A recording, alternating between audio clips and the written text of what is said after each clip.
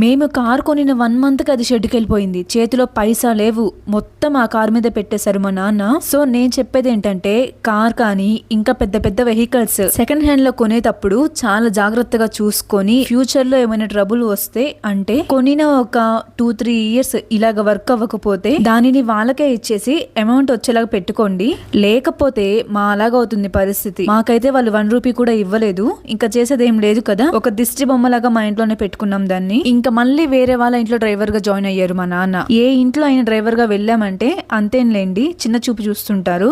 అదే అలవాటు అయిపోయింది మా నాన్నకు కూడా. బట్ మాకు మాత్రం ఎప్పుడు కొన్ని చెప్తూ పెంచారు. మన వల్ల ఒకరు బాగుపడకపోయినా పర్లేదు, నష్టం మాత్రం కలగకూడదు వాళ్ళకి. అండ్ చాలా మంది డబ్బు లేకపోయినా సంతోషంగా ఉంటే చాలు అనుకుంటారు, కానీ ఈ రోజుల్లో మాత్రం డబ్బు ఉంటేనే మనకి సంతోషం, రెస్పెక్ట్. మీరు మాత్రం ఎప్పటికీ నా పరిస్థితిని తెచ్చుకోకండి, బాగా చదువుకొని ఒక మంచి పొజిషన్ కి వెళ్ళాలి అని చెప్పేవారు అని అజయ్ మనతో షేర్ చేసుకున్నారు. తన స్టోరీ విన్నాక మీకేమనిపించింది కామెంట్స్ లో చెప్పండి. ఈ భూమి మీదకి డబ్బు రాకముందే మనుషులు ఉన్నారు. డబ్బుకి ఇచ్చే వాల్యూని పక్కన పెట్టి మనుషులకి ఇవ్వండి. అది ఎలాంటి వారైనా సరే, ఎవరైనా సరే.